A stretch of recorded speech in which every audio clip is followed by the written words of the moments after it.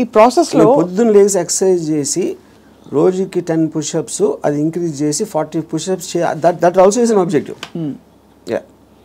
చాలా మందికి నాకు ప్రపంచం చూసేయాలి, I want to travel and experience new things అని అవన్నీ ఉంటాయి. కానీ అడ్డొచ్చేవి ఏంటంటే కుటుంబం, భార్యను తీసుకుని వెళ్ళాలి, ఆఫీస్లో బాస్ లీవ్ ఇవ్వడు, చేతిలో డబ్బు లేవు, ఇవన్నీ. So how do you make peace? ఇది పాయింట్. ఇంకొకళ్ళ కోసం బతకటం అనేది that is the first thing nobody should. ఎలా బతకాలి అంటే ఇంకొకళ్ళ కోసం బతకూడదు. ఇందాకేమన్నా నువ్వు ఇష్టం వచ్చినట్టు బతకాలన్నా, ఇంకొకళ్ళ కోసం బతకపోవటం అనేది ఫస్ట్ చేయాల్సిన పని. అది ఎలా బతకాలంటే అంటే భార్య రాకపోయినా ఎవరైనా సరే, anybody except for you, nobody is important. ఇంకోళ్ళ ఇంపార్టెన్స్ ఏంటంటే మీ హ్యాపీనెస్ని ఇంక్రీజ్ చేస్తాడు. దానికి యాడ్ అయిన వాళ్ళు they're worth it. Anytime they subtract it or they create a pressure, they should be out of your life. అది ఎవరు, మీ పిల్లల, భార్య, ఇళ్ళాలి, ఎవరైనా సరే, anybody who comes in between you and your excitement should be mercilessly taken away. చాలా మంది ఇప్పుడు కుటుంబ సమేతంగా ఉండే వ్యక్తులందరూ కూడా ఇప్పుడు చూసి మీ మీద దాడికి వస్తారు. రామ్ గోపాల్ వర్మ గారు టెంపరరీ ఎక్సైట్మెంట్ కోసం మీరు ఒక వ్యవస్థనే ప్రశ్నిస్తున్నారా అని చెప్పి. అది ఫస్ట్ ఆఫ్ ఆల్ వ్యవస్థ అనేది కరెక్ట్ కాదు. ద పాయింట్, ఇది చాలా మందికి తెలుస్తుంది, వాళ్ళు బయటికి చెప్తారు అంతే. ఇప్పుడు మీకు ఉన్న ప్రాబ్లమ్స్, మనిషికి ఎప్పుడైనా మీరు చూస్తే ఆ ప్రాబ్లమ్స్ అన్నీ are related to the people around. ఇప్పుడు నాకు దీంట్లో ఒక ఎగ్జాంపుల్ చెప్తాను. ఇళయరాజా గారు పర్టికులర్ టైంలో విలేజ్లో ఉండేవారు. అక్కడికి ఆయన చెన్నై వచ్చేమని ఆయన కజిన్ ఎవరు చెప్పారు. చెన్నై ఇక్కడే నేను బతలేవో, చెన్నైలో ఎలా బతుకుతున్నాను అంటే చెన్నైలో కుక్క కూడా బతుకుతుంది చెప్పాడు ఆయన. అది ఇంట్రెస్టింగ్ పాయింట్ ఏంటంటే కుక్క ఎలా బతుకుతుంది అసలు? దానికి మ్యాక్సిమం కావాల్సింది ఫుడ్. అది ఎక్కడో చెత్తకుండిలోనో, ఎక్కడో అక్కడో హోటల్ బయట ఎక్కడో చోట ఏదో ఒకటి దొరుకుతుంది. It keeps living. అదే కుక్కకు ఫ్యామిలీ ఉందనుకోండి, ఆ పిల్లలకి వెళ్ళి పెట్టాలి, అది పెట్టాలి అంటే that becomes the pressure. Pressure point మీకు ఎప్పుడు రెస్పాన్సిబిలిటీస్ మీరు తీసుకున్నప్పుడు ఉంటుంది. ఇప్పుడు నీషే ఏమనంటే like a camel is man, he kneels and lets himself be laden with burdens of responsibilities, you know, and then when the going is tough, he says yeah, life is hard to bear, but all he has to do is to shrug the load off and run. ఇప్పుడు షగింగ్ the load అంటే మనకేంటి, ఎంతసేపు పిల్లల్ని చూసుకోవాలి, తల్లిదండ్రులు చూసుకోవాలి, పక్కన చూసుకోవాలి, వాళ్ళని చూసుకోవాలి, ఈ రెస్పాన్సిబిలిటీస్ అన్నీ పెట్టి అదే మహానుభావుడు అని మీకు ఒక లేబుల్ వేసి పెట్టారు. కాబట్టి మీ మనసులో మీకు ఇష్టం లేకపోయినా అది మీరు చేస్తారు. అది చేసినప్పుడు ఏమవుతుంది, the negative energy will be building inside you, because you are doing what you are supposed to do, not what you want to do. నా భార్యని నేను సినిమాకి తీసుకెళ్ళాలని నాకు అనిపించినప్పటికి ఉన్న డిఫరెన్స్కి, తీసుకెళ్ళకపోతే చంపుతుందిరా బాబు అని చేసుకోవడం అప్పుడేంటి, తన కోసం చేస్తున్నా. Right. I'm hating every moment of that journey to go and sit in the theatre, to come outside. But if I want it, I'm having pleasure, because నా డిసిషన్ నాది కాబట్టి. మరి నీ సుఖమే నేను కోరుతున్నాను కాన్సెప్ట్ ఉంది. Suppose somebody derives real happiness or high in making another person happy, then what do they do? ఇది అంటే అప్పుడు అతను అనుకున్నట్టే కదా, my happiness is coming out of someone which is my decision only. No, అదే decision మన దగ్గర ఉండాలి, అది డెసిషన్ మన దగ్గర ఉండాలండి, అంతే కదా. యా, ఎందుకంటే అందరికీ రోజు నిత్యం ఏదో సాధించాలి అని గోల్స్ ఉండవు. ఎవరో ఏదో అనుకుంటారు, ఎవరో ఏదో బాధపడతారు, ఎవరో ఏదో కోపగిస్తారు అని వాళ్ళ కోసం చేయటానికి ఒక ప్రెషర్ తోటి మీకు అనిపించేయడానికి ఉంది కదా డిఫరెన్స్. యా, ఈ హోల్ ప్రాసెస్లో బిగ్గెస్ట్ డెటరెంట్స్ హ్యూమన్ రిలేషన్షిప్స్ అంటారా, రిలీజియన్ అంటారా, లేక లెథార్జీ అండ్ ప్రోకాస్టినేషన్ అంటారా? What is the biggest challenge మీ దృష్టిలో? ఐ ఫీల్ అంటే ఇప్పుడు రిలీజియన్ అనేది, బికాస్ పాపం పుణ్యం అనేది they are going to be measured when you die. పాపం పుణ్యంకి ఏమి లింక్ చేశారు, స్వర్గం నరకం, అది ఇప్పుడు నేను పోయినప్పుడు వస్తుంది, అది మాట్లాడతాం కానీ that is not a big thing. What is the biggest thing is the reactions of the people around. ఎందుకంటే మీరు ఇంటరాక్ట్ అయ్యేది మనుషులే కదా. సో వాళ్ళు ఏదో అనేస్తారు, వాళ్ళు ఏదో అనుకుంటారు, అనేసారు అని అంటారు. Constantly it is that pressure people around. అందుకని people around are the biggest problem creators.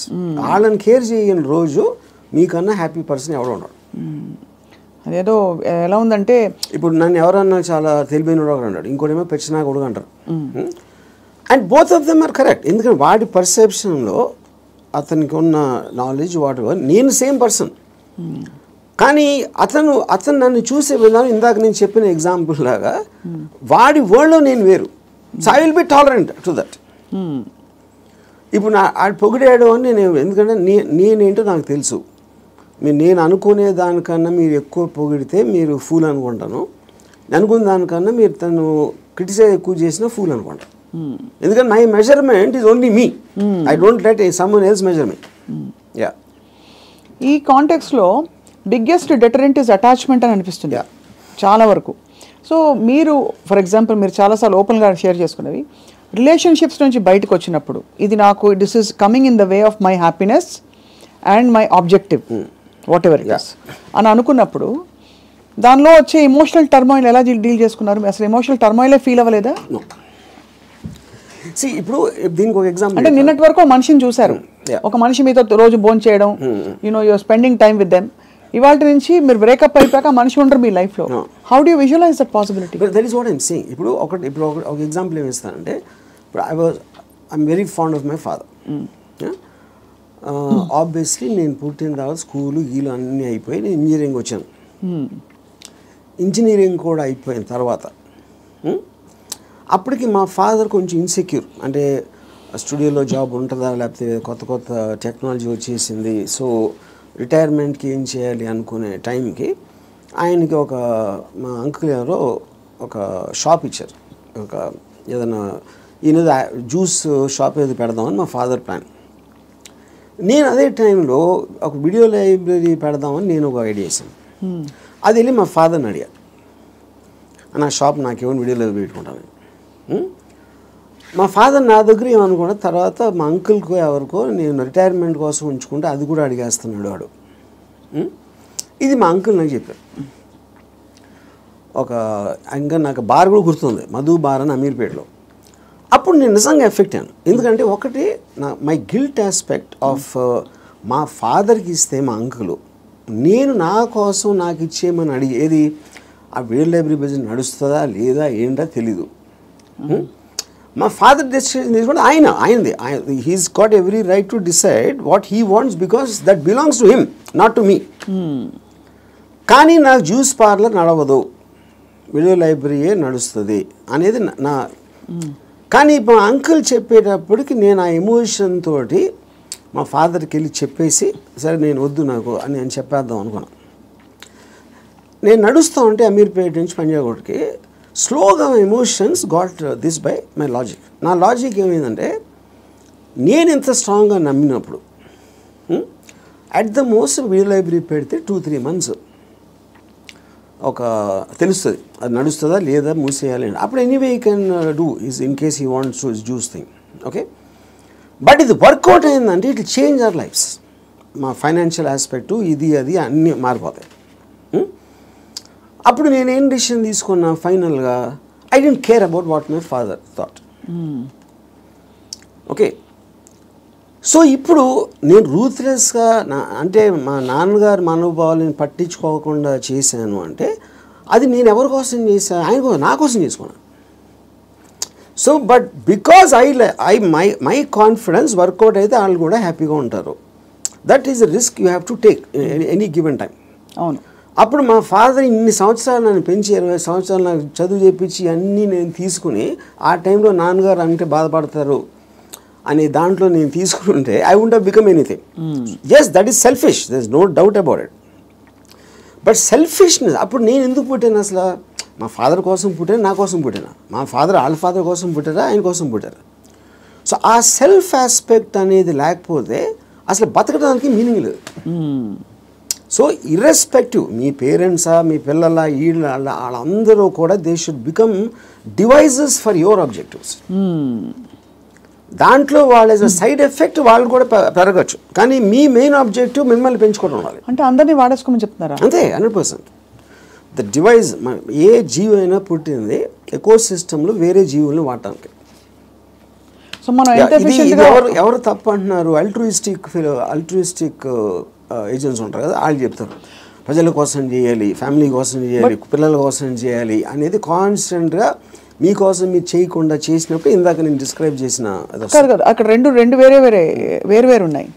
ఇంకోళ్ళని మీరు ఇంకోళ్ళ కోసం ఏం చేయక్కర్లేదు, బట్ అవతల వాళ్ళని వాడేసుకోవడం అనేది అది ఇంకొక ఎక్స్ట్రీమ్ కదా. చెప్తాను, వాడేసుకొని ఎవరిని వాడుకోం మనం. All the time we're using people or anything we're also being used కదా. ఆఫ్ కోర్స్, అదే కదా నేను చెప్పేది. దాంట్లో మీకు ఎవరు ఎక్కువ ఎవరు తక్కువ అని ఉంటుంది. ఇప్పుడు నేను సపోజ్ మా ఇంట్లో పనుడు ఉన్నాడు, ఆడు మనిషే కదా, ఆడికి సేమ్ థింగ్ ఉంది, వాడు ఫైనాన్షియల్గా నాకన్నా తక్కువ, అందుకని ఆడ దగ్గర పని చేస్తున్నాడు అని నేను ఆడు వాడుకున్నట్టే కదా, ఆడుకున్న పొజిషన్ చూసి. అలాగే నేను ఇంకోటి ఎవరి దగ్గర పని చేస్తున్నాను.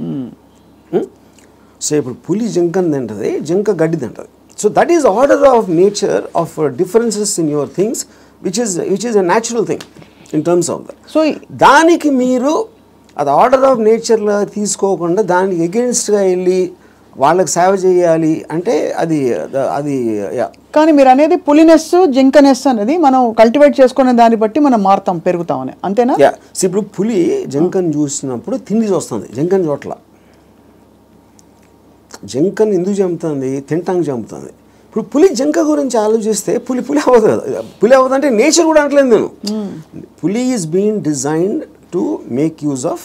కరెక్ట్. ఇక్కడ మీరు ఒక కాన్స్టెంట్ ఎగ్జాంపుల్స్ ఇచ్చారు. పులి ఎప్పుడు పులిగానే ఉంటుంది, బట్ మనుషుల ఎవల్యూషన్లో పులినెస్ జింకనెస్ అన్నది వాళ్ళ ఎవల్యూషన్ ని బట్టి పెరుగుతుందా? ఉదాహరణకి మీరు 10 ఏళ్ల క్రితం 10 మందిని వాడుకున్నారు, మీకు ఆ డిఫరెన్స్ ఎప్పుడు ఉంటుంది కదా మనుషుల్లో కూడా. ఇప్పుడు for example different political systems, philosophical సిస్టమ్స్లో మీరు ఫ్యూడలిజం ఆస్పెక్ట్ అయిపోయింది, డెమోక్రసీ ఉంది, మిక్స్డ్ ఎకానమీ ఉంది, కమ్యూనిజం ఉంది. వీటన్నిటిలో సపోజిషన్స్ ఏముంటాయి? మనుషులంతా ఒకటే అనుకున్నారు. మనుషులంతా ఒకటి కాదు, వాళ్ళ కెపాసిటీస్ వేరు ఉంటాయి, వాళ్ళ టాలెంట్స్ వేరు ఉంటాయి, వాళ్ళ ఐక్యూ లెవెల్స్ వేరు ఉంటాయి. సో మీకు ఆ డిఫరెన్స్ అనేది సొసైటీలో లేకపోతే ఎగ్జిస్ట్ అవ్వదు అనే దాంట్లో నుంచే మీకు క్యాపిటలిస్ట్ ఎకానమీ వచ్చింది. యూనో ఈ communism failed also is because of that. So same హైరార్కీలో ఇప్పుడు ఒక ఇల్లు ఉంది, ఒక ఇంట్లో ఒకళ్ళు చాలా కేపబుల్ ఉంటాడు అవడం, ఒకళ్ళు అస్సలు లేదు, వాళ్ళిద్దరు ఒకే ఇంట్లో ఉంటున్నారు.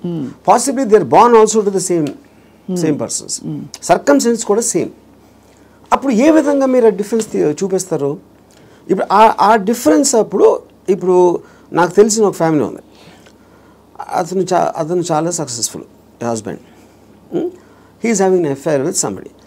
సో ఇప్పుడు తను he's expecting the wife or any associated family to just be quiet. You know ఎందుకు? అసలు నేను లేకపోతే వాళ్ళకి లైఫ్ స్టైల్ అక్కడ, కార్ నేను కొనిచ్చాను, నేను ఇల్లు కట్టించాను, నేను ఇది చేశాను, I did so much, but that is not how they will feel. Just because మీకు ఒక కిరీటం వచ్చేసింది కాబట్టి, వైఫ్ అనే కిరీటం వచ్చింది కాబట్టి మీరు అప్పుడు సోషల్లీ యాక్సెప్టెడ్ దాంట్లో పెళ్ళాన్ని బాగా చూసుకోవాలి. ఎవరు చెప్పారు? సొసైటీ చెప్తుంది. ఆర్ వేరియస్ కైండ్ ఆఫ్ ఇది ఇందాక అది మీరు whether it is religion related or social related or moral related, whatever it is, others are telling it. అప్పుడు ఆ కన్విక్షన్, ఆ కరేజ్ తోటి she will ask for whatever she wants to ask. But ఇతనికి ఇండిపెండెంట్గా he likes the other girl. అది తనకు వచ్చే happiness ఆ అమ్మాయిలో ఉంది, ఎక్కడ లేదు. అప్పుడు వాడు ఎవరి కోసం బతకాలి? అంటే నన్ను త్యాగం చేసుకుని వాళ్ళు ఎవరో ఏదో అనుకుంటారు అనే దానికోసం సాక్రిఫైస్ చేయటమా? ఎవడేమంటూ కేర్ చేయకుండా నా అసోసియేషన్ బతున అనేది కరెక్టా? ఇక్కడ ఒకటి, ఇక్కడ వీడికి కొత్త అమ్మాయి నచ్చిందని కూడా అంత సీన్ కూడా లేదు. వీడికి పెళ్ళాము కావాలి, కొత్త అమ్మాయి కూడా కావాలి. సో పెళ్ళాము ఉండాలి కాబట్టి ఎందుకంటే పనులు చేసి పెట్టడానికో, సొసైటీకి చూపించుకోవడానికో, whatever it is, he wants the wife also. If the wife it can be guilt also, whatever. But if the wife wants to walk away, she should also be given whether it's adunu possessive ga ela untavu. I am talking about individuals. I am not talking about husband and wife. Correct. And she also has the right to walk away saying I don't need your car. Yeah. If you don't feel that towards me, I don't feel this towards you.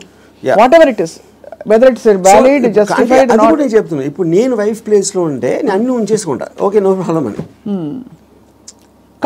నీ car నాకు వద్దు, నేను ఎగోగలను, car ఉంచేసుకుంటాను నేను. అక్కడే మీకే కనుక car అవన్నీ ఉండుంటే సపోజ్ మీ ఎకనామిక్ హ్యాండ్ పైన అనుకోండి, మీరు వైఫై ఉండి మీరు అప్పుడు లెఫ్ట్ లెగ్ తో తను వెళ్ళిపోతారు, నన్ను తక్కువ చేసేసి అమ్మాయి దగ్గరికి వెళ్తావా అని ఈగో హర్ట్ అవుతుంది. So everything that's being dictated here is పరస్పర మ్యూచువల్ ఎకనామిక్స్. దాన్ని దాటుకుని ఇంకేమన్నా ఉందో నాకు తెలియదు, కానీ ఐఎమ్ జస్ట్ సేయింగ్ మీరు చెప్తున్న situation that is again related to sense of righteousness. ఎవరు రైట్ అని వాళ్ళు ఫీల్ అవుతున్నారు. ఇప్పుడు నేను అనుకోండి, I will be very okay with my girl friend or my wife wants somebody else, I will respect her wish. And you'll still live with her as husband and wife? If I want to, if it doesn't make a difference to me. I don't want to live with anybody, that's a different thing. But I have no problem. Ante you mean in a context of relationship, where you are with somebody, వాళ్ళు నాకు ఫలానా వాళ్ళు నచ్చారంటే you don't mind that at all? No, not at all. ఇది నేను even before I was married, engineering కాలేజ్లో కూడా this is a girl I was in love with and she was in relationship with somebody else. I was waiting for the relationship to break so that I might get a chance. నేను అలా ఆలోచించాను ఇప్పుడు. ఓహో, break అయితే maybe I will get her అని. ఓహో, వాళ్ళ relationship break అవుతే. సో ఆ రిలేషన్షిప్ని చెడగొట్టడానికి నా ప్రయత్నం నేను చేస్తూ ఉన్నాను చాలా సటిల్గా. అక్కడ మీ హ్యాపీనెస్ ముఖ్యం కాబట్టి అది నా ఎఫర్ట్, అది నా ఆబ్జెక్టివ్. ఇక్కడేమో వీడియో పార్లర్ లాక్కున్నారు. అది కరెక్ట్. సో మొత్తానికి మీకు ఏది కావాలో మీరు హ్యాపీనెస్ తోటి, నాకు కావాల్సిన దానికోసం నేను నా కెపాసిటీని ఉపయోగించుకుంటాను. సో ఆ గంధపు గాలి ఇతరులను కూడా తాకి వాళ్ళు కూడా బాగుపడితే అదొక సైడ్ ఎఫెక్ట్.